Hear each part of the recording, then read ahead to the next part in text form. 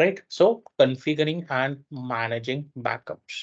So before configuring and managing backups, we need to understand two things. First is the disaster recovery methods.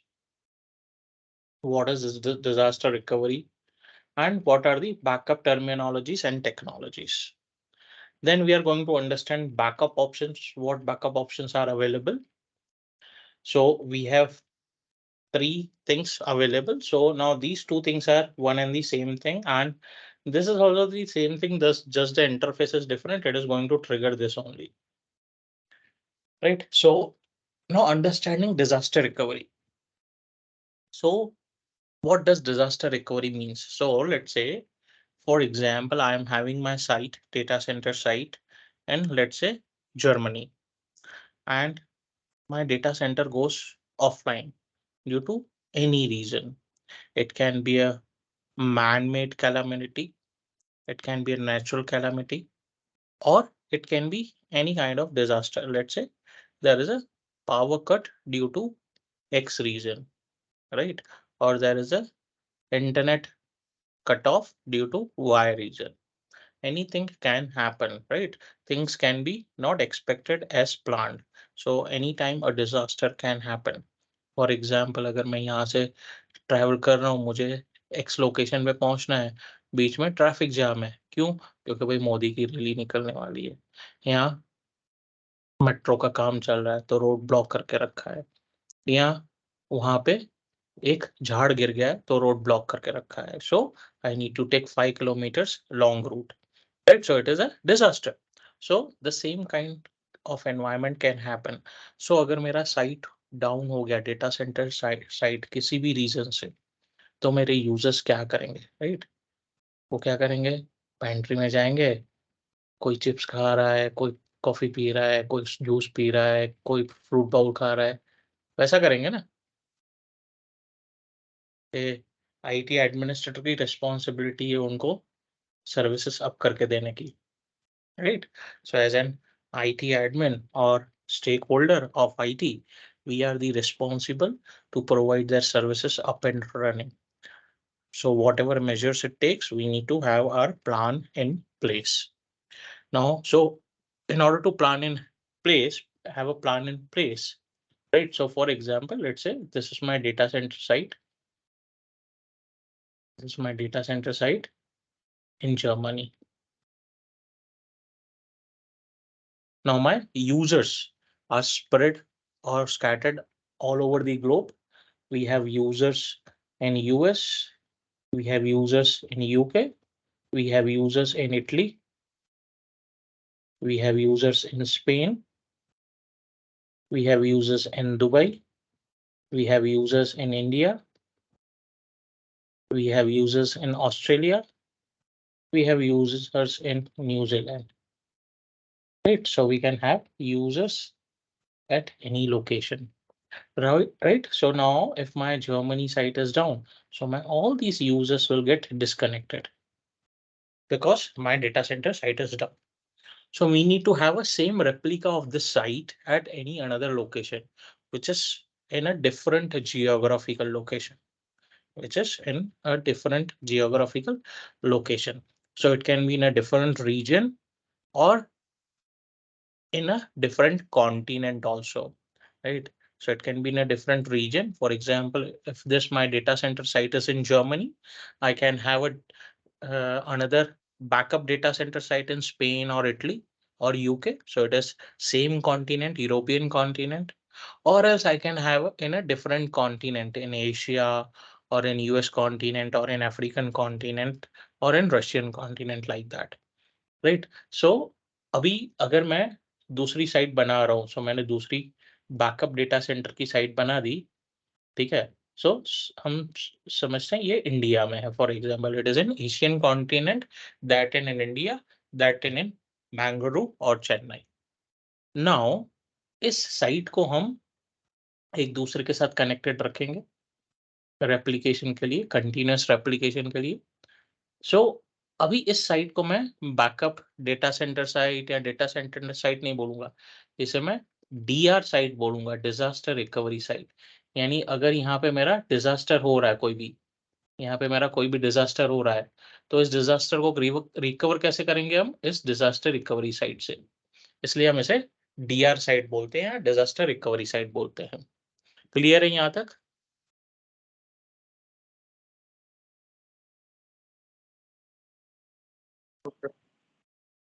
Right.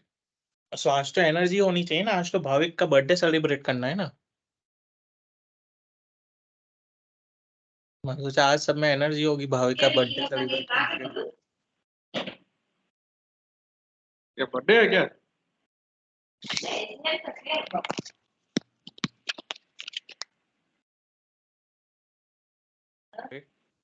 Bhavik silent mode में बैठा है कि party नहीं नहीं, मैं सुन रहा है। कंटिन्यू करो।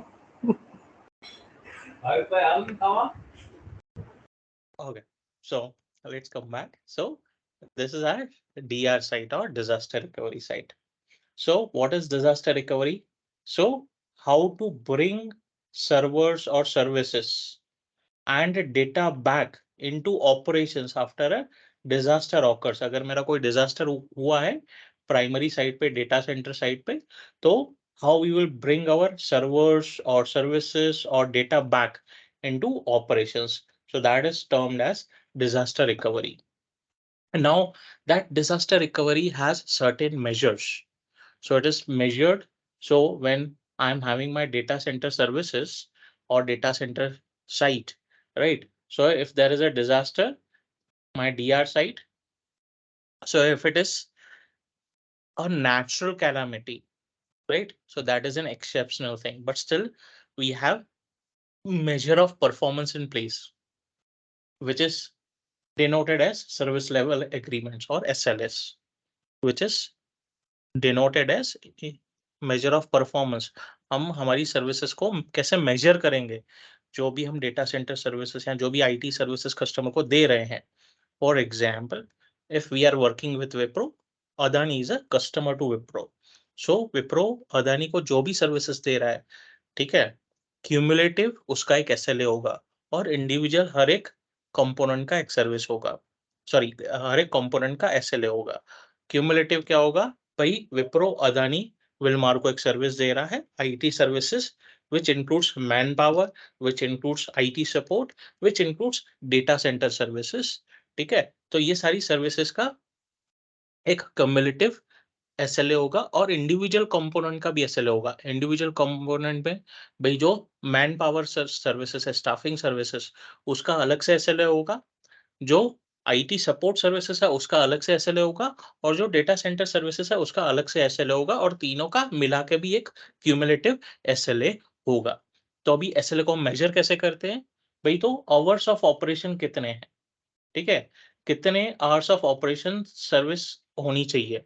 ठीक है, फॉर एग्जांपल अगर मेरा इंजीनियर साइट पे जा रहा है, ऑफिस साइट है तो वहां पे 12 घंटे प्रेजेंट होना चाहिए, प्लांट की साइट है तो 24 घंटे प्रेजेंट होना चाहिए, right? That is ours of operation.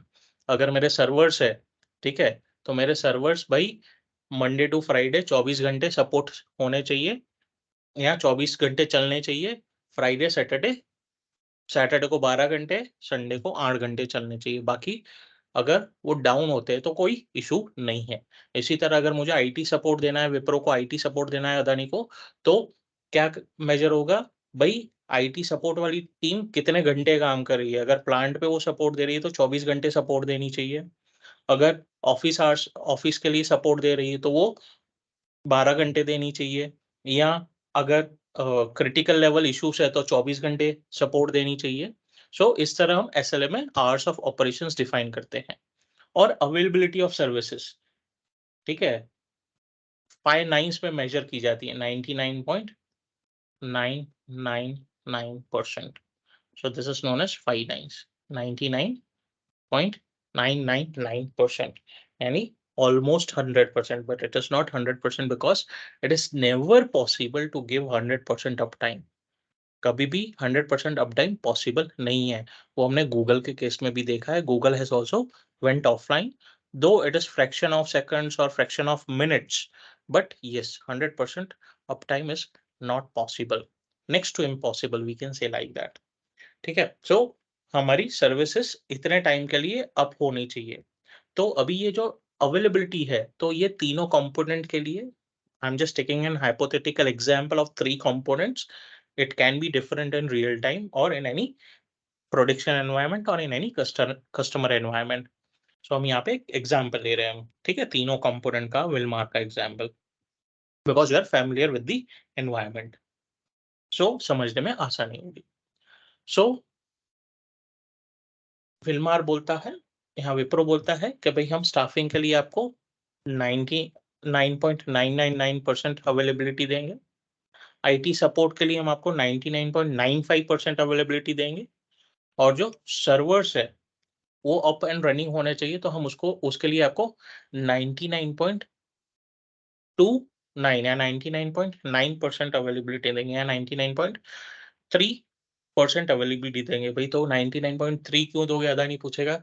तो विप्रो बोलता है भाई आपके पास जो 200 सर्वर्स है उसमें से 10 सर्वर आउटडेटेड है, 10 साल पुराने हैं.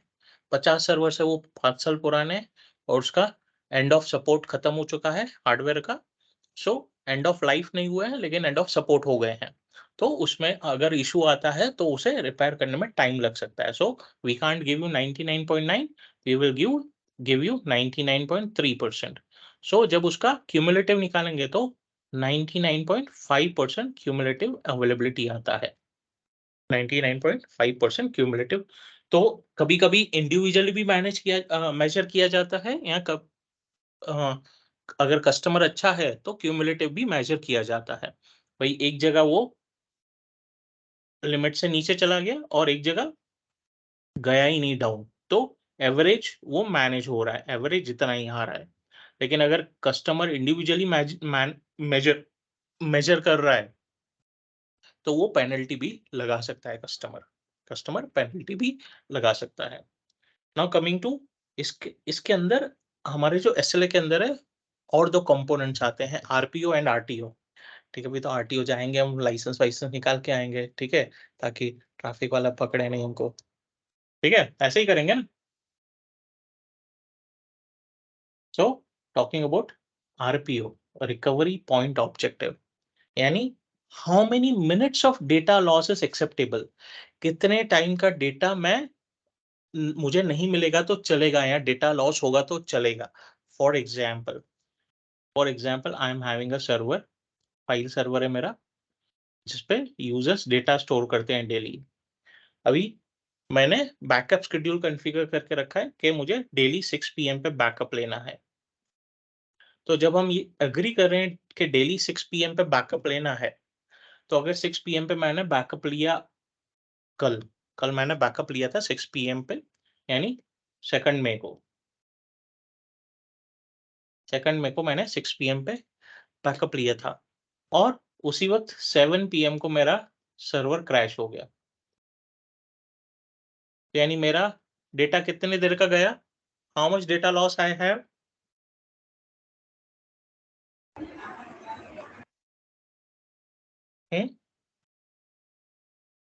1 hour. Correct, it is 1 hour data loss. क्योंकि 2 तारीख को ही मैंने 6 बजे बैकअप लिया और 7 बजे सर्वर क्रैश हो गया, तो मैंने 6 बजे लिया था, यानी 1 घंटे का मेरा डेटा गया. लेकिन समझो ये सर्वर क्रैश हुआ 3 तारीख को सुबह 9 बजे, तो कितने घंटे का डेटा लॉस हुआ.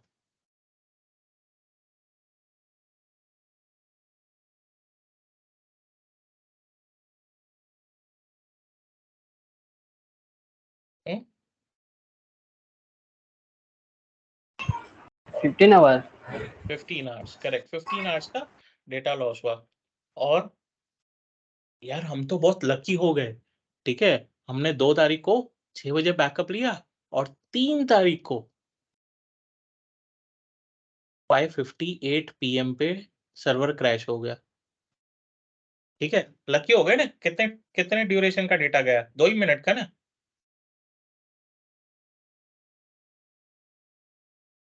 हम्म? 2 मिनट का कैसे, ज्यादा जाएगा ना. तो 11 12 23 आवर्स, 23 आवर्स प्लस. यानी मोटा मोटा 24 घंटे का मेरा डेटा लॉस हाँ हो गया. 24, करेक्ट, हाँ -2 मिनट्स, हाँ 24 आवर्स का बराबर. मेरा डेटा लॉस हो गया. दैट मीन्स मेरा ऑर्गेनाइजेशन ने डिसाइड करके रखा है कि डेली वन टाइम बैकअप लेना है। सो 24 आवर्स का डेटा, 24 आवर्स का डेटा मैं लॉस होता है तो रेडी हूं। So that is RPO, that is RPO. Clear है? How many minutes of data loss is acceptable, कितने देर का डेटा अगर लॉस होता है तो चलेगा। सो यहाँ पे हम तो बोलते हैं डेली 6 PM ही बैकअप लेना है, तो यानी हमने ये अग्री किया है कि RPO will be 24 hours, RPO will be 24 hours. तो अभी एक डिजास्टर हो गया, तो डिस्कशन हुआ कैब मीटिंग में, नहीं नहीं भाई हमको 24 घंटे नहीं चाहिए, हमको 12 घंटे का आरपीओ चाहिए। तो सिनेरियो में हम क्या करेंगे, डेली 6 PM और डेली 9 AM या daily 6 AM 2 bar data backup ले रहे हैं। लेकिन जितनी बार डेटा बैकअप लेंगे उतना स्पेस हमको चाहिएगा सर्वर पे। बैकअप लेने का भी जगह लगता है। Taking backup will cost less efforts comparatively what efforts you require for managing the space। ठीक है, बैकअप तो शेड्यूल कर दिया, वो ऑटोमेटिक होता रहेगा, यानी हमारे तो एफर्ट्स लग नहीं रहे। लेकिन जहां पे बैकअप हो रहा है उस स्पेस को मैनेज करना भी आपस में एक चैलेंज है। ठीक है, फॉर एग्जांपल यहाँ पे मेरा इस फाइल सर्वर पे रोज का डेटा स्टोर होता है अराउंड 200 GB का डेटा स्टोर होता है। ठीक है, यानी 200 GB का डेटा डेली बेसिस पे ऐड होता है। क्यों? क्योंकि भाई मेरे पास तो 20,000 यूजर्स है। अभी 20,000 यूजर्स टेंटेटिवली हो सकता है 200 GB का Monday to Friday data create करते हैं इंडिविजुअल डे के लिए। यानी 5 दिन का मेरा कितना हो गया, 1 TB हो गया। करेक्ट, 5 दिन का मेरा 1 TB हो गया, तो महीने का कितना हुआ 30 डेज। तो मैं 30 डेज का एवरेज कैलकुलेट करूं तो कितना होगा, अराउंड 5 TB होगा महीने का डेटा। यस और no?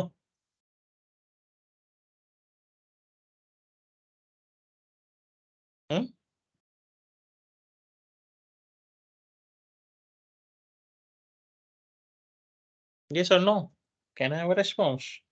Or I am sitting alone in the class?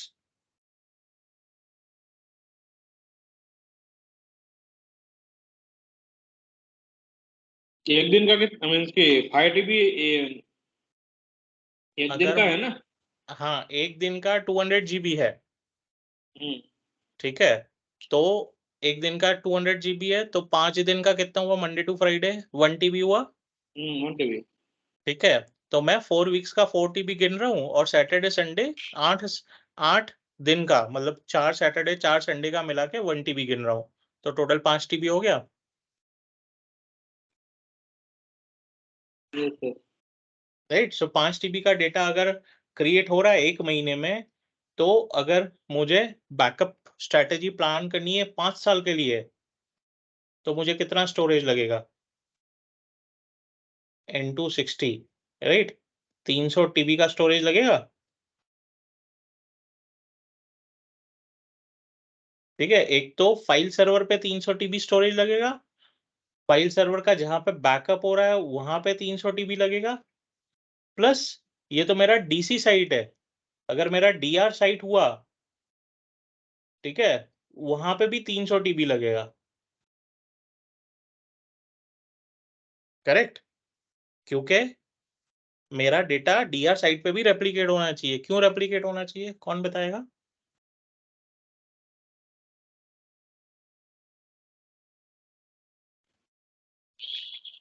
हाँ तो तुमने प्रोसेस बनाया था ना डीएमएस की रिप्लिकेशन नहीं, का। लेकिन मैं तो बैकअप ले रहा हूँ, तो फिर डीआर साइट पे क्यों डेटा स्टोर करना है मुझे अननेसेसरी? मैं 300 TB एक सर्वर, उसका लाइसेंस, उसका मैनेजमेंट कॉस्ट, सब कुछ लगेगा।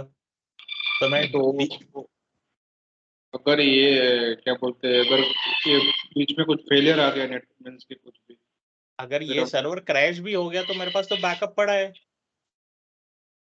अगर बैकअप पड़ा है तो मुझे डीआर साइट क्यों चाहिए? डीआर साइट क्यों चाहिए फिर मुझे? मेरे पास अगर बैकअप है तो डीआर साइट तो जरूरत नहीं है मेरे पास। तो पड़ेगा, लेकिन तुरंत थोड़ी ना होगा, उसको तुरंत थोड़ी ना होगा वो। Correct. So restoration will take time. अगर मैं 1 टीबी का भी डेटा रिस्टोर कर रहा हूँ, so it can take 1 day to 7 days depending upon the number of files. Depending upon the number of files, it can take 1 day to 7 days, right? So restoration में time लगेगा। तब तक मेरे users क्या करेंगे? कैरम तो नहीं खेल सकते बैठ के, हम पे आएगा escalation, right? So that's why we need to have the DR site also in place. तो 3 जगह मेरा, because DR concept is different, backup concept is different. Backup doesn't means DR, backup लेना तो हमारी responsibility। if any, अगर समझो मेरा यहाँ पे भी सर्वर क्रैश हो गया और यहाँ पे भी सर्वर क्रैश हो गया, फिर तो यहीं से रिस्टोर करना है, करेक्ट? अगर यहाँ पे एक दिन क्रैश हुआ और नेक्स्ट डे यहाँ पे क्रैश हुआ, यहाँ समझो रैंसमवेयर अटैक हो गया नेटवर्क में, तो मेरे पास ऑप्शन क्या है भाई? निकालो लॉकर में से टेप ड्राइव्स और रिस्टोरेशन चालू करो, नेटवर्क को आइसोलेट करें, ठीक है? सो यही ऑप्शन रहेगा हमारे पास। So backup is also compulsory, whereas DR, DC and DR sites are also compulsory. So now that is the RPO. Coming to RTO, right? Recovery time objective. So how long it takes to recover from failure? So RTO defines अगर मेरा data loss होता है तो कितनी देर में मेरा data up होगा।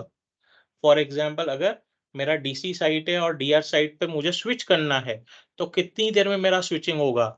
5 minute में होगा, 30 मिनट में होगा, 90 मिनट में होगा, 120 मिनट में होगा, 360 मिनट में होगा, कितनी देर में होगा? DC से DR साइट स्विच। या अगर मेरा DC DR साइट ही नहीं है, फॉर एग्जाम्पल DR साइट ही नहीं है और मेरे पास सिर्फ एक फाइल सर्वर था जिसका मैं बैकअप ले रहा हूँ टेप लाइब्रेरी पे, फाइल सर्वर का बैकअप ले रहा हूँ टेप लाइब्रेरी पे। अब ये बैकअप जो है मेरा 20 टीबी का हो गया है।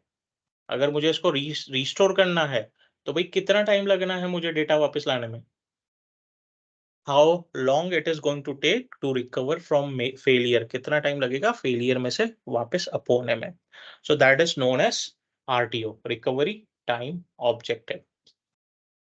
उसके बाद एक इंपॉर्टेंट पॉइंट आता है retention policy, data retention policy. अगर हम जो बैकअप ले रहे हैं, कितने साल के लिए बैकअप संभाल के रखना है? सो वो इंडस्ट्री टू इंडस्ट्री वैरी करता है, ऑर्गेनाइजेशन पॉलिसी के हिसाब से वैरी करता है। भाई 1 साल के लिए रखना है, 3 साल के लिए रखना है, 5 साल के लिए रखना है, 7 साल के लिए रखना है, 9 साल के लिए रखना है, 10 साल के लिए रखना है, 15 साल के लिए रखना है डेटा स्टोर करके। क्योंकि अगर मैंने 5 साल का हॉराइज़न लिया था, भाई 300 टीबी हो रहा है डेटा जमा, ठीक है? तो भाई 5 साल के बाद यूज़र्स तो बढ़ेंगे मेरा डेटा यूसेज तो बढ़ेगा। तो अगर मुझे 5 साल के लिए उसको रिटेन रखना है, तो ये 5 साल का डेटा उठा के मुझे कहीं और लेके जाना पड़ेगा, या तो मुझे दूसरा एक बैकअप लाइब्रेरी खड़ा करना पड़ेगा, ठीक है? जिसमें अगेन दूसरे 5 साल के लिए दूसरा 300 टीबी का डेटा स्टोर होता रहेगा, राइट? सो उतना मुझे स्टोरेज भी लगेगा depending upon my retention policy. उसके अलावा हमारे पास है सिस्टम परफॉर्मेंस लेवल्स, ठीक है? अभी कंटिन्यूअसली हमारे पास एक मॉनिटरिंग टीम होनी चाहिए जो हमारे सर्वर्स मॉनिटर करती रहेगी। तो अभी मॉनिटर क्या करेंगे उसमें? रैम क्या हो रहा है, कितना रैम है वगैरह, ऐसा नहीं है। सिस्टम किस टाइम पे हाई यूसेज में जा रहा है, सिस्टम पे अगर कोई माल फंक्शन हो रहा है तो उसका ट्रिगर होना चाहिए, उसका लॉग होना चाहिए। अगर हाई परफॉर्मेंस हाई यूटिलाइजेशन हो रहा है तो किस ड्यूरेशन पे हो रहा है, 5 दिनों में या वीक में, महीने में, 6 महीने में, ठीक है? और क्यों यूटिलाइजेशन हो रहा है? यूजर का लोड ज्यादा है, बैंडविड्थ का लोड कम है, इसके वजह से हाई यूटिलाइजेशन, या मेमोरी कम है, सीपीयू कम है, सीपीयू माल फंक्शन कर रहा है, हार्ड ड्राइव माल फंक्शन कर रहा है। तो ये सब रीजंस हमारे पास होने चाहिए सिस्टम्स के परफॉर्मेंस मैनेज करने के लिए। और अकॉर्डिंग टू दी रिपोर्ट्स हमको उसके लिए एक्शनेबल आइटम्स भी लेने पड़ेंगे। अगर मेरा मशीन हार्ड ड्राइव के माल फंक्शन के वजह से बार बार हाई सीपीयू यूटिलाइजेशन दिखा रहा है, तो मुझे भाई फटाफट उसका हार्ड ड्राइव चेंज करना पड़ेगा, या मेमोरी पुराना हो गया है और मेमोरी कंज्यूम हो रहा है फटाफट और हाई यूटिलाइजेशन पे चला जा रहा है, तो मुझे मेमोरी नया डाल के पुराना मेमोरी निकालना पड़ेगा ताकि मेरा सर्वर स्टेबल हो जाए। सो ये सारे सिस्टम परफॉर्मेंस लेवल्स हमको मॉनिटर करते रहने पड़ेंगे, जो हमारे एसएलए का पार्ट होते हैं। So this is how we define our SLA and we measure the performance of the services what we are providing, which is part of our disaster recovery services. Clear है?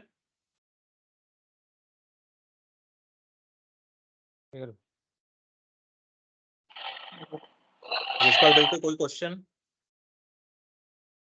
नहीं clear है। Just minute, ये retention policy के हिसाब से कितने साल का मैक्सिमम डेटा रहना चाहिए? मतलब ऐसे ही जनरली पूछ रहा हूँ। वो डिपेंड करता है इंडस्ट्री टू इंडस्ट्री। जैसे फार्मास्यूटिकल कंपनी है तो वो 10 से 12 साल रखती है। Okay, and what about corporate company? Corporate company depend करती है कौन कंपनी क्या करती है। अगर उसके लिए डेटा जो है वो इम्पोर्टेंट है, कभी कभी ऑर्गेनाइजेशन 3 से 5 साल रखती है, ताकि अगर कुछ समझो कोई यूजर फ्रॉड करके गया है तो उसका प्रीवियस ऑडिटिंग करना है, डेटा ऑडिटिंग करना है, तो उसके लिए हो सकता है 3 साल 5 साल का भी पॉलिसी हो। लेकिन ऑर्गेनाइजेशन बोलती है नहीं भाई, यूजर गया डेटा डिलीट करो, तो 1 साल भी रख सकते हैं हम। यस, जैसे बैंकिंग सेक्टर है तो बैंकिंग सेक्टर में भाई 10 साल भी कम है भाई, 15 साल रखना पड़ेगा, 20 साल रखना पड़ेगा, तो उतना स्टोरेज कैपेसिटी हमको एवरी ईयर बढ़ाते जाना पड़ेगा।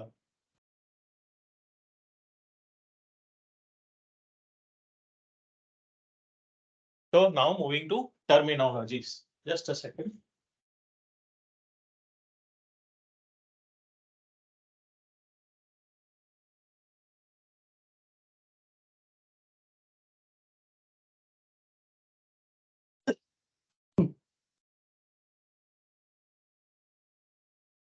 So now talking about backup terminologies and technologies.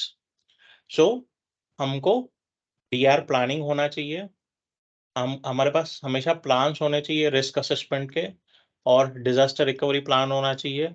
और ये जो डिजास्टर रिकवरी प्लान किया है हमने, फिर उसे इम्प्लीमेंट भी किया है, उसे टेस्ट भी हमने करना चाहिए।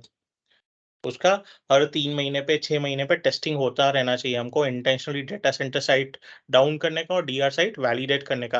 नहीं तो पता चला भाई हमने 1 साल तक डीआर साइट को टेस्ट ही नहीं किया है और 1 साल के बाद डीसी साइट डाउन हो गया और डीआर साइट अप ही नहीं हो रहा है, हम परेशान हो जाएंगे। राइट, सो कंटिन्यूसली हमको उसको टेस्ट भी करते रहना चाहिए। उसके अलावा डेटा सिक्योरिटी भी हमारी होनी चाहिए, एन्क्रिप्शन इन प्लेस होना चाहिए। अगर हमने बैकअप लिया है तो उसका हमेशा महीने में एक बार रिस्टोर करके देखने का, भाई डेटा रिस्टोर तो हो रहा है ना, बैकअप करप्ट तो नहीं हो गया है मेरा। ठीक है, पड़े पड़े लॉकर में बैकअप हार्ड ड्राइव करप्ट हो गई तो भाई सोने पे सुहागा हो गया। ठीक है, ऑर्गेनाइजेशन आएगी बोलेगी ये लव लेटर है, जाओ घर बैठो। ठीक है, सो उसके अलावा ऑफ साइट बैकअप, जिस सर्वर का हम बैकअप ले रहे हैं, फॉर एग्जाम्पल मेरा ये सर्वर पड़ा है जर्मनी में। ठीक है, ये मेरा जर्मनी के साइट पे सर्वर पड़ा है, तो मुझे इसका डेटा हमेशा किसी और साइट पे रखना है। इनफैक्ट दूसरे कॉन्टिनेंट में रखना सबसे बेटर होता है, लेकिन कम से कम वो जर्मनी के साइट पे तो नहीं होना चाहिए, वो स्पेन के साइट पे, लंदन के साइट पे, इटली के साइट पे होना चाहिए, या इंडिया के साइट पे, ऑस्ट्रेलिया के साइट पे, सिंगापुर के साइट पे होना चाहिए। जर्मनी के साइट पे तो उसका बैकअप नहीं होना चाहिए। ठीक है, हमेशा दूसरे साइट पे, क्योंकि अगर उस साइट पे रैंसमवेयर अटैक हुआ तो सारे सर्वर, सारे सिस्टम, सब कुछ करप्ट हो जाएगा। या अगर वहां पे हाई पावर फ्लक्चुएट आ गया और सारे हार्ड ड्राइव्स क्रैश हो गए सिस्टम का हाई पावर आने की वजह से, तो जो भी मेरा बैकअप होगा, बैकअप सर्वर भी क्रैश हो जाएगा। सो मेरा डेटा वैसे भी लॉस हो जाएगा, यानी हम कहीं के नहीं रहेंगे। So it is better to always take the backups on off site locations, not on the on site locations. फिर बैकअप टाइप्स हम समझे। So backup types are 2 types, one is full, one is incremental. ठीक है, Starting with server 2012, we don't have, or sorry, starting with server 2008, we have only 2 types of backup. उससे पहले हमारे पास 5 type के backups आते थे, right? So we'll not study that 5 types because they are obsolete. We don't do that nowadays. So we have only 2 types of backups, full and incremental. So full is your block level replica, block based backup होता है server का या आपके resources का। Resources में E drive हो सकता है, एफ ड्राइव हो सकता है, सिस्टम स्टेट बैकअप हो सकता है, पूरा सर्वर हो सकता है, एक्सेट्रा या फाइल्स एंड फोल्डर्स भी हो सकते हैं। सो इंक्रीमेंटल बैकअप, तो इंक्रीमेंटल भाई क्या है? तो ये तो फुल बैकअप है, जैसे नाम बोलता है। सो जब भी हम फर्स्ट टाइम बैकअप लेते हैं, it is always full backup, और उसके बाद हम जो भी बैकअप लेंगे दैट इज इंक्रीमेंटल बैकअप, यानी जो भी चेंजेस हुए हैं वो उतना ही बैकअप लेगा, सारा डेटा को फिर से बैकअप नहीं लेगा। यानी समझो अगर मेरे पास 200 टीबी का बैक डेटा है और आज मैं फर्स्ट टाइम बैकअप ले रहा हूँ, तो मैं फुल बैकअप लूंगा, यानी वो 200 टीबी बैकअप लेगा। सो 200 टीबी उसको कितनी देर लगेगी? उसको कम से कम 4 से 5 दिन लगेंगे बैकअप लेने के लिए सिर्फ, ठीक है? एक जगह से उठा के दूसरी जगह कॉपी नहीं करना है उसको, प्रोसेस वाइज सीक्वेंस वाइज उसको फाइल्स अरेंज करनी है, वो बैकअप फाइल बनाएगा। वो जो बैकअप होता है, we can't just go and browse as we have copied the data on another drive, ठीक है? जैसे हम डेटा, मैं ई ड्राइव से डेटा लिया, पेन ड्राइव में डाल दिया, तो पेन ड्राइव में मैं गया दूसरे मशीन पे, उसको लगाया, पेन ड्राइव में गया, फाइल दिख रहा है, फोल्डर दिख रहा है, हो गया। वैसा बैकअप नहीं होता है। बैकअप का एक फॉर्मेट होता है, उसकी .ba के फाइल बनती है, और वो हम डायरेक्टली एक्सेस नहीं कर सकते, उसको रिस्टोर ही करना पड़ेगा डेटा देखने के लिए। हम डायरेक्ट फाइल एंड फोल्डर्स की तरह उसको एक्सेस नहीं कर सकते। सो अभी मैंने 4-5 दिन लगा के ये बैकअप तो ले लिया। उसके बाद जब से मैं बैकअप लूँगा, तो मैं सिर्फ़ इस ये 200 टीबी लिया था, उसके बाद जो चेंजेस हुए हैं इस डेटा पे, वो ही बैकअप लूँगा। That is known as incremental backup. So changes since the previous full और प्रीवियस इंक्रीमेंटल बैकअप। नाउ ये क्या कहना चाह रहा है? सो फॉर एग्ज़ाम्पल, तो ये मेरा डेटा है, मैं बैकअप ले रहा हूँ 2/5 को। सो मैं ले रहा हूँ फुल बैकअप, मैं ले रहा हूँ फुल बैकअप। सो 3/5 को मैं क्या करूँगा? जो ये मेरा डेटा था, ठीक है? अभी 2/5 को तो मैंने फुल बैकअप ले लिया। सो 2/5 से 3/5 के बीच में जो भी इस डेटा पे चेंजेस हुए हैं, वो ही बैकअप लेगा, which is known as incremental backup. फिर 4th को क्या होगा? 4th को अगेन मैं बैकअप ले रहा हूँ, again it will be incremental backup. So अभी यहाँ पे इम्पोर्टेंट है समझना, यहाँ पे क्या होगा? समझो यहाँ पे एक फाइल पड़ी थी मूवी नाम की, वो यहाँ पे हमने 3rd को एडिट नहीं की, तो 2nd को तो बैकअप हो गई वो, लेकिन हमने 4th को वो एडिट की, तो वो क्या करेगा? देखेगा भाई 4th से 3rd के बीच में क्या चेंज हुआ है और 3rd से 2nd के बीच में क्या चेंज हुआ है, वो सारा डेटा इंक्रीमेंट करेगा, वो सारा डेटा इंक्रीमेंटल बैकअप में बैकअप लेगा। ठीक है? तो इसका बेनिफिट क्या है इंक्रीमेंटल का backup? So first of all shorter backups बनते हैं, तो शॉर्टर बैकअप्स होने की वजह से बैकअप हमारा फास्ट हो जाता है, बैकअप हमारा फास्ट हो जाता है, लेकिन एक इसका एक डिसएडवांटेज भी है। इसका डिसएडवांटेज क्या है? भई जब ये रिस्टोर करेगा ना, जब हमको रिस्टोर करना है, समझो मुझे डेटा रिस्टोर करना है पूरा, तो मैं खाली ये तो रिस्टोर नहीं कर सकता, क्योंकि यहाँ पे तो डेटा मिसिंग है, उसके बाद यहाँ पे चेंजेस हुए हैं, तो ये पूरे बैकअप में से डेटा रिस्टोर करेगा। 2 इंक्रीमेंटल बैकअप है और एक फुल बैकअप है, तीनों में से डेटा रिस्टोर करेगा। तो जब ये डेटा रिस्टोर करेगा, तो उसको रिस्टोर करने में टाइम लगेगा, क्योंकि ये तीनों डेटा को कंपाइल करके रिस्टोर करने वाला है। जबकि अगर मेरा फुल बैकअप होता खाली, मैंने समझो 2nd को भी फुल बैकअप लिया है और 3rd को भी फुल बैकअप लिया है, तो मैं जब रिस्टोर करूँगा, या तो मैं इसमें से रिस्टोर कर सकता हूँ या तो इसमें से रिस्टोर कर सकता हूँ, दोनों को रिस्टोर नहीं कर सकता हूँ, लेकिन दोनों के बीच में चेंजेस आ गए होंगे। तो अगर मैं 2nd को रिस्टोर करूँगा, तो 2nd के बाद जो चेंजेस हुए वो नहीं मिलेंगे, और अगर मैं 3rd को रिस्टोर करता हूँ, तो भई मुझे पुराना फ़ाइल चाहिए था, ठीक है? लेकिन वो तो इसमें पड़ा है, तो वो मुझे नहीं मिलेगा। लेकिन कंपैरेटिवली जो यहाँ पे रिस्टोर टाइम लगता है, उससे इसका रिस्टोर टाइम कम होगा। इसका रिस्टोर टाइम कम होगा, लेकिन यहाँ पे भी एक डिसएडवांटेज है। अगर मैं हर बार फुल बैकअप लेता रहूंगा तो हर बार मेरा 200 टीबी का बैकअप होता रहेगा, जबकि यहाँ पे फर्स्ट टाइम मेरा 200 टीबी का है, सेकंड टाइम मैंने जो लिया समझो 5 जीबी का ही चेंज हुआ है तो 5 जीबी का ही बैकअप होगा।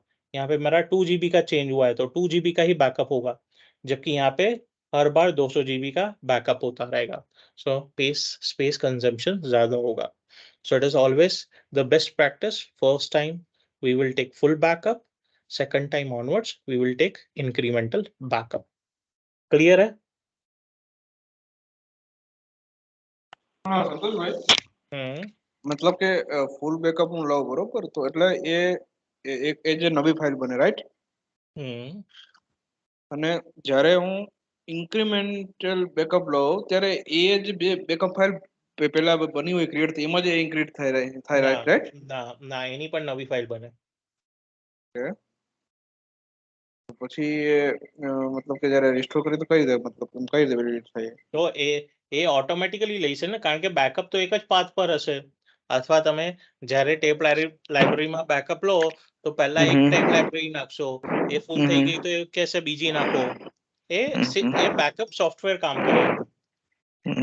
અને ઓકે, ચલો એ તો ક્લિયર.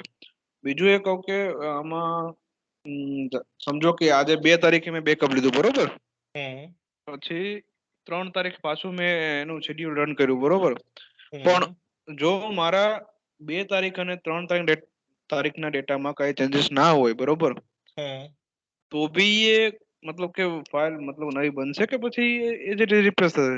ના નહીં બનશે ને, બેકઅપ લેશે જ નહીં ને, કારણ કે એમાં કોઈ ચેન્જ જ નથી, બેકઅપ થશે જ નહીં. ઇન્ક્રીમેન્ટલ બેકઅપમાં અગર કઈ ચેન્જીસ નહીં હોય બરોબર, તો નહીં મતલબ કે જનરેટ જ નહીં થાય, રાઈટ? હા નહીં થશે.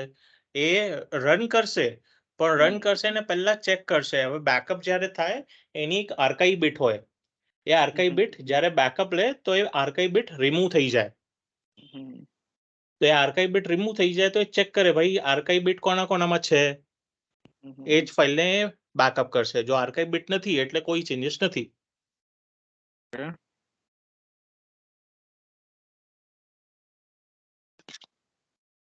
ક્લિયર? આ જે ફીચર્સ છે બેકઅપ નો, એ વિન્ડોઝ નો પોતાનો છે કે બીજા થ્રુ બી લઈ શકીએ, કોઈ થર્ડ પાર્ટી થ્રુ આપણે બેકઅપ? હા તો થર્ડ પાર્ટી પણ લઈ શકીએ. એ જ્યારે આપણે બેકઅપના સ્ક્રીન પર આવીશું ત્યારે હું એનું એક્સપ્લેન કરીશ, એમાં શું શું કરી શકીએ આપણે, કયો ટૂલ લઈ શકીએ, કેવી રીતે લઈ શકીએ. સો એ આપણે સમજીશું, કદાચ 2 સ્લાઇડ પછી આપણે જોઈશું એમાં. Okay, so now we can, so starting with Windows Server 2003 R2, we have an option of volume shadow service also, which overcomes file consistency problem. એટલે શું છે હવે આ નવા ટર્મિનોલોજી ખબર નહીં આ લોકો કઈયાથી લઈ ગયા ને. સો ફોર એક્ઝામ્પલ અહીંયા મારો ફાઇલ સર્વર છે અને આનું બેકઅપ થઈ રહ્યું છે ટેપ લાઇબ્રેરી પર, અને અમે બેકઅપ શેડ્યુલ કર્યું હતું સાંજે 8 વાગે. પણ આપણો એક ડેડિકેટેડ એમ્પ્લોય છે, ઓફિસમાં બેઠો છે અને કામ કરી રહ્યો છે. હવે એને 2-3 ફાઇલ ઓપન મૂકી છે એના મશીન પર, રાઈટ? તો ફાઇલ ઓપન હશે તો બેકઅપ નહીં લેશે મશીન. જે બેકઅપ સોફ્ટવેર છે કોઈ પણ ફાઇલ ઓપન હશે તો એનું બેકઅપ નહીં લેશે till Windows server 2003. Starting with Windows server 2003 એ શું કરશે, એ ફાઇલની એક શેડો બનાવી દેશે, ફાઇલની એક શેડો કોપી બનાવી દેશે અને એનું બેકઅપ લઈ લેશે. એટલે જ્યારે બેકઅપ રન થયું ત્યારે એને જે પણ ફાઇલમાં કામ કર્યું હતું એ સેવ થઈ જશે, પણ એના પછી કામ કર્યું તો એ નેક્સ્ટ બેકઅપમાં જશે, so that is the feature of volume shadow service, right? એ ઓટોમેટિક થાય છે, we don't need to go and do any configuration, એ ઓટોમેટિક છે. But we need to enable volume shadow service. By default એ enable હોય છે starting with Windows Server 2003 R2. Now, what's new and what has changed in backup tool of Server 2016? So Now it supports up to 2 TB of backup volumes. એટલે મારું partition 2 TB હોય ને તો એનું backup થઈ જશે. પહેલા 2 TB સુધીનો support નહોતો. Deletion policy to manage backup set disk space usage. So આપણે disk space usage ના હિસાબે પણ deletion policy define કરી શકીએ. So આ બધું આપણે નહીં કરવાના, આ બધું advanced feature છે which can be done through PowerShell. અને આને આપણે Hyper-V સાથે પણ integration કરી શકીએ. So backup and restoration of individual VMs separately from a volume backup. So volume backup is E drive, F drive, single partition backup is known as volume backup. પણ જો મને કોઈ VM નું separately backup કરવું હોય, so that is also possible now with Windows Server backup, but એનું integration કરવું પડે આપણે Windows Server backup સાથે. So backup of CSVs, quite a few limitations. So CSV ma limitations hai ji. So this is CSV is again related to Hyper-V feature only. That is related to Hyper-V. Coming to backup tool available with Windows Server. So we can go with GUI based tool, which is known as Windows Server backup feature or Windows Server backup tool for backing up. So for managing local backups. એટલે દાખલા તરીકે મને આ સર્વરનું backup લેવું છે તો આના પર મને વિન્ડોઝ સર્વર બેકઅપ નાખવું પડશે. આ સર્વરનું બેકઅપ લેવું છે તો આના પર પણ વિન્ડોઝ સર્વર બેકઅપનું ફીચર નાખવું પડશે. જો મારી પાસે 200 સર્વર હોય તો 200 સર્વરનું ઇન્ડિવિડ્યુઅલ મને બેકઅપ લેવું પડશે. I can sit at a single desk and I can take it remote of the server and I can take the backup. પણ બધા પર બેકઅપ ફીચર ઇન્સ્ટોલ કરવું પડશે. જો મને આ બધું નથી કરવું, મને સેન્ટ્રલ ટૂલ જોઈએ છે. So માઇક્રોસોફ્ટનું એડ-ઓન ટૂલ છે system centre data protection manager, system center. So it is part of system center family or SCCM family. So SCCM, or not exactly SCCM, system center has 9 tools in itself. So it is a big family of system center, and system center DPM or data protection manager is one of the two. So a separate tool set. This is an add-on tool. It is not Windows Server backup. So Windows Server backup is an inbuilt feature of Windows Server, whereas this is an add-on tool. We need to buy it separately. Right? So it has a license. So we can manage or take the backups from a central location, and it is useful for multi-server backups.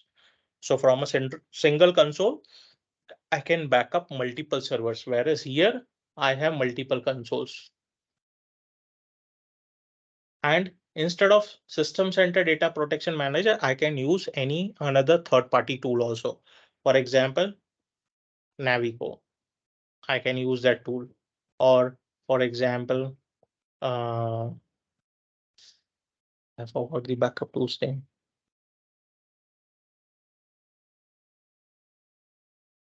Jaspal भाई एक बार tools ना नाम बोलो ना. Tivoli, HPDP. हाँ, Tivoli we have, IBM Tivoli, right? HP Data Protector. HP Data Protector, HPDP. HPDP. Cloud And backup is Druva. Druva is popular tool now. Symantec पे करे है ना? Symantec માં એનો નામ ભૂલી ગયો હું. So we have third-party tools, ઘણા બધા backup tools છે. So we can have a tool also. It is not necessary I should use this feature, but these tools जो આપણે લઈએ, so it has a license, whereas the Windows Server backup tool is free. It comes with your operating system license only. You don't need to buy any license apart from this. Okay, so now what backup we can take? શું backup લઈ શકીએ? So we can take bare metal backup, that is full server backup of all volumes. We can have backup of selected volumes. We can have system state backup, and we can have backup of selected files and folders also. We can backup anything, whatever we want. And backup can be on the local machine in another partition. So let's say if I'm taking backup of E drive, I cannot store the backup in E drive. It should be either F drive, G drive, H drive, D drive, or etc. should be another partition. Now this is applicable. The local backup is applicable only for this and this. It is not applicable for this and this. Why? Because system state backup or full backup cannot be stored on the same machine. It cannot be stored on the same machine. So we need to back up that on the remote location. So that is also supported. And ये वाला भी हम remote path पे backup ले सकते हैं. So recommended is always the remote path, not the local machine. क्योंकि अगर एक ही हार्ड ड्राइव पे मैं बैकअप रख रहा हूँ और हार्ड ड्राइव क्रैश हो गई, ठीक है, तो सुहा हो जाएगा. फिर हम डेटा ढूंढते रहेंगे, कंट्रोल एफ कहीं मिलेगा ही नहीं, फाइंड होगा ही नहीं, right? So that is the Windows Server Backup tool. Now, so how we can take the backup? So either we can install the Windows Server Backup tool GUI, which we'll see. For command line, we can use WB admin. Again, it is a executable. So it is a successor to the age old NT backup command. So पहले जब हम server 2003 तक backup लेते थे तो NT backup command run करते थे. उसके बदले अभी हम WBA admin रन करते हैं, which is Windows Backup Admin, which equals to this only, Windows Server Backup tool. और अगर PowerShell से लेना है, so we can install Windows Server Backup module, right? And we can run couple of PowerShell commands to take the backup. Right? So अभी हम चलेंगे backup कैसे ले सकते हैं और कैसे रिस्टोर कर सकते हैं वो देखेंगे. Right? So I'll be taking backup of files and folders, or we will see how to take backup of a drive also. So we will go to London DC machine. मैं इसी पे ही backup server बनाऊंगा मेरा London DC पे.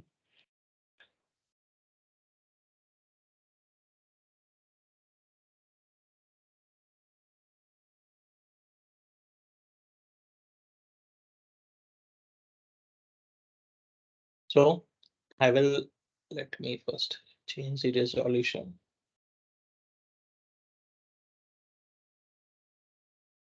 So यहाँ पे मेरे पास E drive है. मैं कुछ डेटा बना देता हूँ पहले.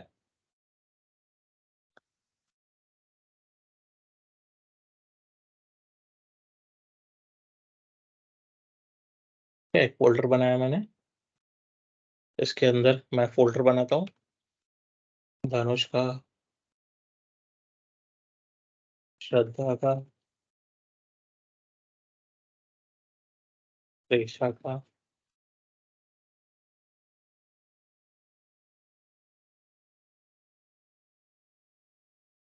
टीना का और ऐश्वर्य का. ठीक है, 5 फोल्डर हमने बनाए हैं. 5 में भी डेटा भी बना देते हैं.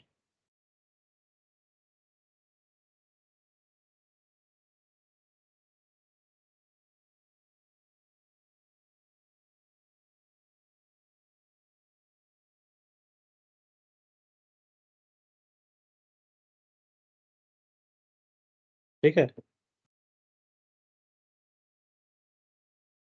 कुछ फाइल्स भी बन गई हमारी. धनुष की फाइल्स कुछ बना देते हैं.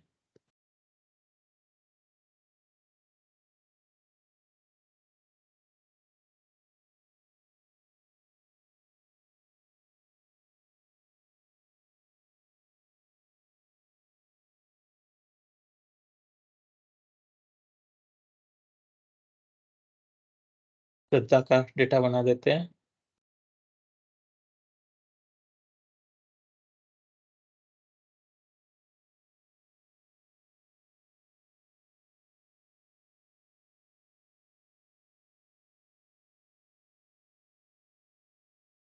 टीना का कुछ डेटा बना देते हैं.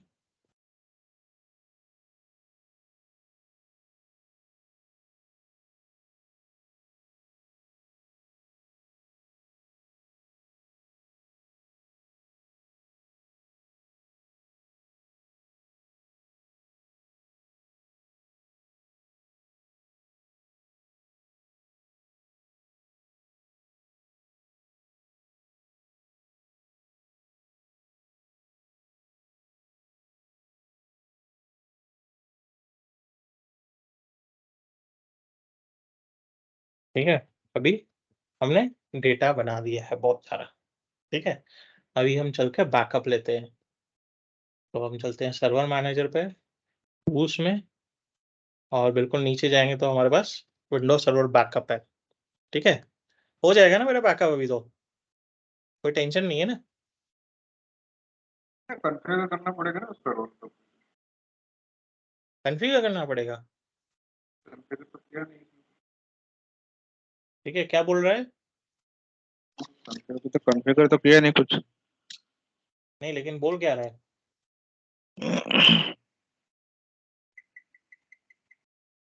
हाँ, रोल एंड फीचर्स बोल रहे हैं ना। Roles. It is not installed. We need to add roles and features, और हमको Windows server backup feature install करना है। ये फीचर है, ये रोल नहीं है, ये फीचर है। रोल क्या होता है? जो नेटवर्क पे सर्विसेज देता है, जैसे डीएचसीपी हो गया, डीएनएस हो गया, एक्टिव डायरेक्टरी हो गया। फीचर क्या होता है? फीचर ये होता है कि जो इसी सिस्टम पे रहेगा और इस सिस्टम को हेल्प करेगा, दैट इज अ फीचर। सो हम इसको क्लोज करते हैं, ऐड रोल्स एंड फीचर्स पे जाते हैं। Next, roles based or feature based installation. Our machine is selected, the IP address server 2019. Next, और यहाँ से मैं क्या सिलेक्ट करूंगा? यहाँ पे तो है ही नहीं अभी। क्या करूंगा मैं? नेक्स्ट करिए, नेक्स्ट में आएगा ना फीचर्स। ऐसा तो नहीं मेरा इवैल्यूएशन एडिशन इसलिए उसने नहीं दिया है, right? So as we saw, it is a feature, it is not a role. मैं रोल के स्क्रीन पे हूँ, so it will not be here. We will move next. और फीचर्स के अंदर मेरे पास आएगा Windows server backup, Windows server backup. So we will select Windows Server Backup, next, and install. Pretty simple.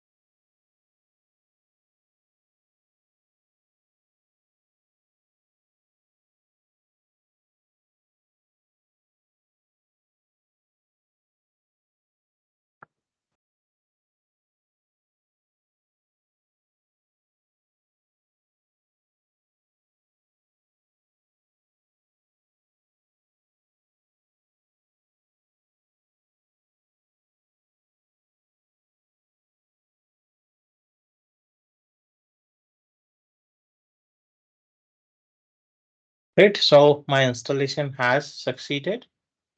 We will click close. और अभी हम क्या करेंगे? हम चलेंगे वापस टूल्स, विंडोज सर्वर बैकअप। हमको कुछ कॉन्फ़िगर करने की जरूरत नहीं है, राइट? सो बता रहा है last backup status not applicable, next backup status not applicable, number of available backups भी नॉट एप्लीकेबल। लेकिन ये तो हम यहाँ पे हैं, हम आते हैं लोकल बैकअप पे, तो वो थोड़ा ज्यादा डिटेल में दिखाएगा, राइट? क्या बता रहा है? Total backup 0 copies, next backup not scheduled, last backup not taken, right? No backup has been configured for this computer. Use the backup schedule wizard or the backup once wizard to perform a regular or one time backup. अभी हमको जब one time backup करना है full time, तो हम backup once में जाएंगे, और जब हमको इंक्रीमेंटल करना है तो हम बैकअप शेड्यूल में जाएंगे, ठीक है? तो हम चलते हैं बैकअप वंस करते हैं, बैकअप वंस,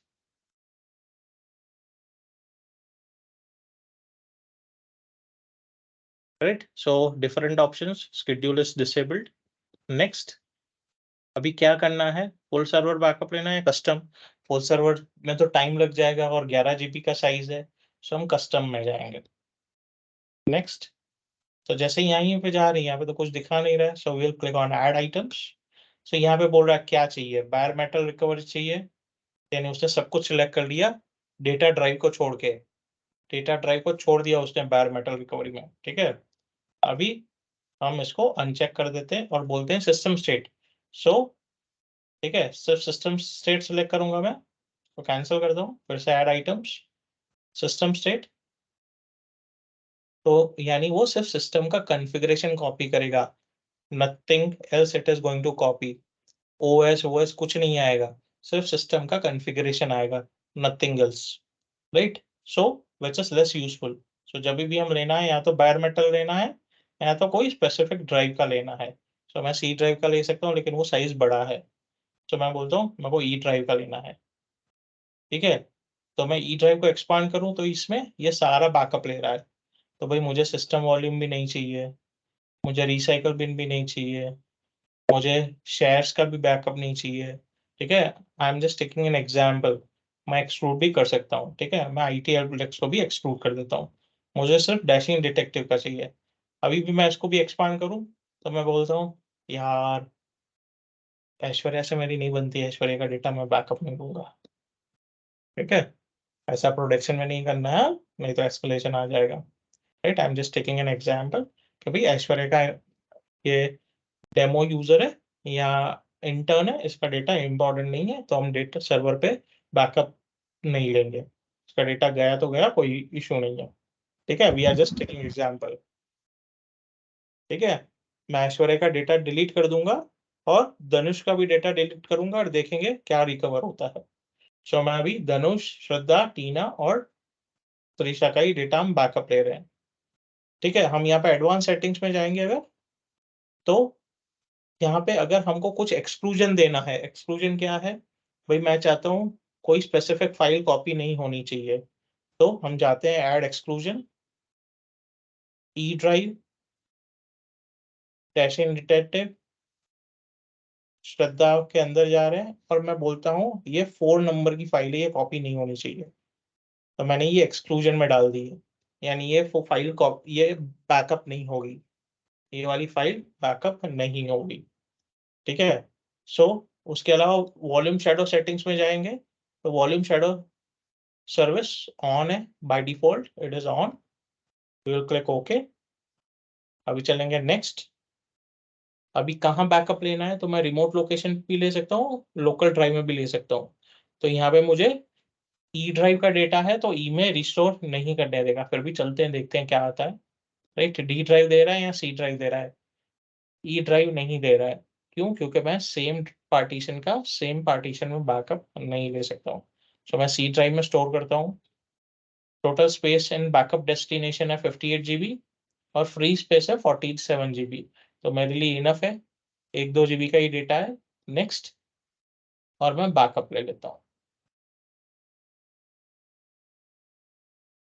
संतोष सर, हम्म, इसके अंदर अगर मेरे को एक्सक्लूड करना है, जैसे कि मेरे को मूवी का कोई फाइल नहीं चाहिए, कोई EXE फाइल नहीं चाहिए, फिर मतलब जैसे कि मतलब रिक्वायर्ड डॉट एक्सटेंशन नहीं चाहिए, तो वो पॉसिबल है क्या एक्सक्लूड कर? नहीं, वो फिर हमको DPM लेना पड़ेगा, लाइसेंस सॉफ्टवेयर लेना पड़ेगा।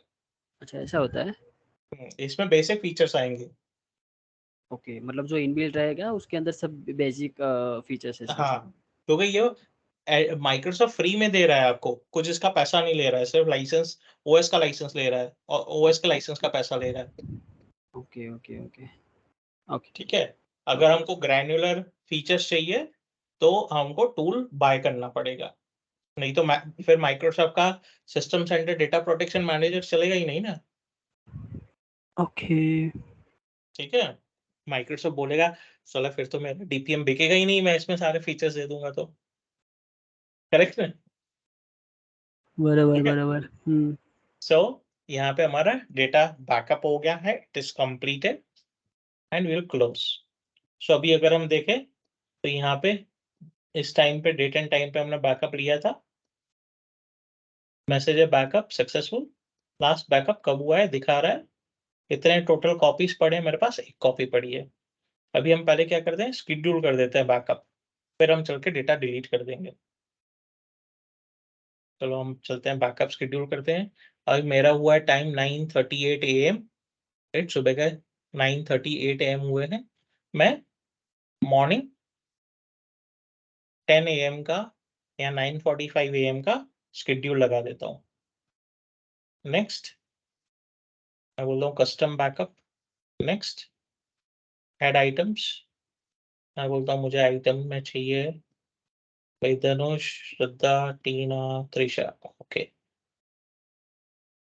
नेक्स्ट मैं चाहता हूँ कितनी बार होना चाहिए, वंस इन अ डे या more than once in a day, कितनी कितनी बार होना चाहिए, ये सारे टाइम पे होगा।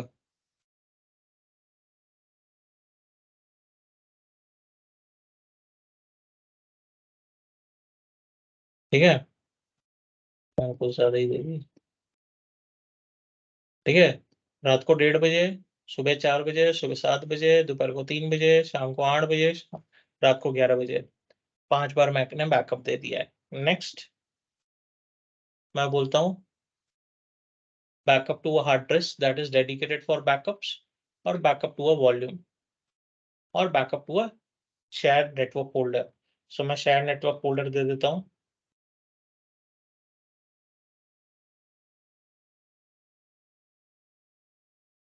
राइट, अभी सो यहाँ पे मैं एक फोल्डर दे देता हूँ जो हमने बनाया था ऑलरेडी, लंडन डीसी पे ही है। तो हमने बनाया था यू ऑपरेशंस का, आईटी मैनेजमेंट का दे देता हूँ। तो यहाँ ये वाला दे देता हूँ।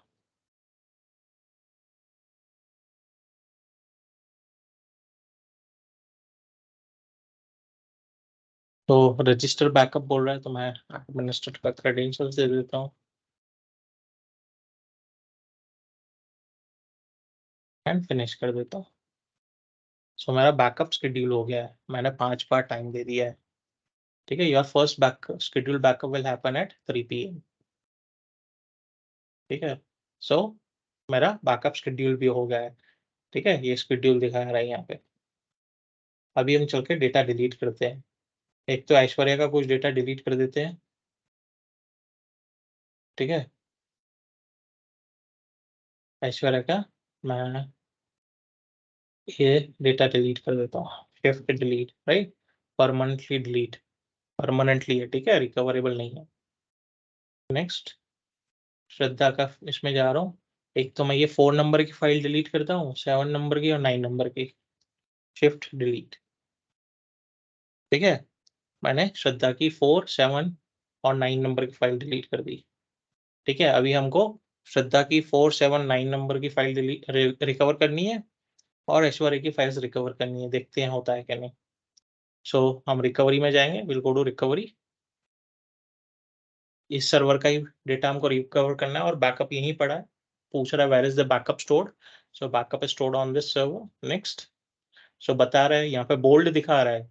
अगर समझो एक दिन मैंने मल्टीपल टाइम्स लिया है तो यहाँ पे मल्टीपल टाइम्स दिखाएगा, और मल्टीपल डेट्स को बैकअप है तो सारे डेट्स जिस दिन भी बैकअप हुआ है वो बोल्ड बोल्ड में दिखाएगा।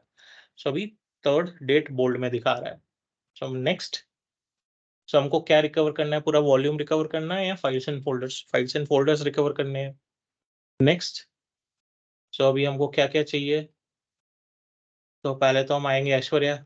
ऐश्वर्या तो है ही नहीं, क्योंकि हमने बैकअप ली ही नहीं है उसका फोल्डर, तो रिकवरी नहीं है। श्रद्धा में आ जाते हैं। सो श्रद्धा की 4 नंबर की फाइल भी नहीं है, हमने बैकअप एक्सक्लूड कर दी थी। सो 7 और 9 नंबर की ले लेते हैं रिस्टोर के लिए। नेक्स्ट, सो अभी पूछ रहा है ओरिजिनल लोकेशन पे रिस्टोर करना है या अनदर लोकेशन पे रिस्टोर करना है, दोनों ऑप्शन देगा। ठीक है, हम ओरिजिनल पे भी कर सकते हैं, अनदर लोकेशन पे भी कर सकते हैं।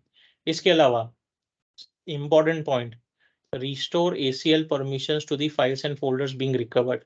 तो भाई आप जो फाइल्स एंड फोल्डर्स रिकवर कर रहे हो उस पे जो परमिशंस देने हैं थे पहले, वही परमिशंस रिकवर करने हैं। अगर मैं ये चेक बॉक्स रहने दूंगा तो उसको जो परमिशंस थे बैकअप के वक्त वही परमिशंस मिल जाएंगे। अगर मैं इसको अनचेक कर दूंगा तो इनहेरिटेड परमिशंस मिलेंगे, इनहेरिटेड परमिशंस मिलेंगे। तो हम ऐसे ही रहने देते हैं भाई, उसको जो परमिशंस थे आने दे। Next and recover.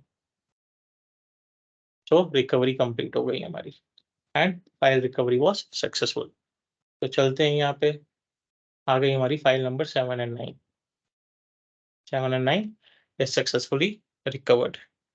क्लियर है बैकअप एंड रिकवरी कैसे काम करती है यहाँ पे?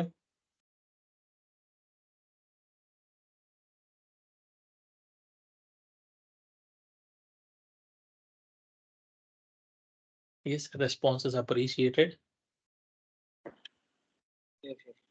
ये एसएसबी जो बोलते हैं वो इसमें यही प्रोसेस होता है ना? सॉरी, एसएसबी FSB, नहीं, एसएसबी SSD, नहीं, एसएसडी नहीं बोल रहा हूँ मैं, एसएसबी बोल रहा हूँ मैं, एसएसबी सिंगापुर बॉम्बे। हाँ ऐसे वही प्रोसेस है ना ये? मतलब नहीं Backup- ये वो नहीं है, ये वो SFB नहीं है, नहीं ये वो नहीं है जो संतोष ने अभी थोड़ी देर पहले दिखाया था कि जैसे वन टाइम बैकअप कॉन्फ़िगर कर रहा है तो सिस्टम स्टेट जो दिखा रहा था ना, system state backup mean SSB। Okay, system state. तो सिस्टम SSB स्टेट, हाँ, backup. System state is SSB, सो वो पूरा सिस्टम स्टेट बैकअप लेगा। लेकिन हमने SSB नहीं लिया है, हमने सिस्टम स्टेट नहीं लिया है, हमने स्पेसिफिक फाइल्स एंड फोल्डर्स का बैकअप लिया है। लेकिन हम और सिस्टम स्टेट સંતોષ ભાઈ, આપણે મતલબ આખું સિસ્ટમ નું બેકઅપ લઈએ બરોબર, ને તો પછી એને રિસ્ટોર મતલબ કઈ રીતે, મતલબ તારું મારું સર્વર ક્રેશ થઈ ગયું બરોબર, તો પછી રિસ્ટોર કઈ રીતે થાય, કઈ રીતે કરવાનું એને? તો એમાં બે ઓપ્શન છે, એક તો બેર મેટલ છે અને હમ. સિસ્ટમ સ્ટેટ છે. સિસ્ટમ સ્ટેટ એટલે તમારું ખાલી કન્ફિગરેશન થયું, OS કશું ના આવે. OS સાથે બેકઅપ લેવું હોય તો બેર મેટલ બેકઅપ લેવું પડે. નહીં એ તો ચલો લઈ લીધું બરોબર, એ લઈ લીધું આપણે બરોબર એને, તો પછી એને રિસ્ટોર કઈ રીતે કરવાનું સિસ્ટમ ઉપર આપણે એને? તો બેકઅપ OS નાખવાનું, પહેલા બેકઅપ સોફ્ટવેર નાખવાનું, પછી એને રિસ્ટોરેશન મારવાનું. મતલબ કે બેકઅપ લીધેલું હોય પછી મારે એને ઓએસ કરવાની પહેલા, અને પછી ઓએસ કરીને મને બેકઅપ અનેબલ કરીને પછી એને મારે રિકવરી કરવી, રાઈટ? હા, કારણ કે ઇન્ટરફેસ વગર કેવી રીતે રિસ્ટોર મારશો? ના ના, હું એ જ પૂછું છું, મને એ જ જાણવું છે કે કઈ રીતે કરવાનું. ઠીક છે. Okay, so that was for the backup and restore chapter. અને એના સિવાય active directory backup and option છે, પણ એ જુદો કોન્સેપ્ટ છે. સો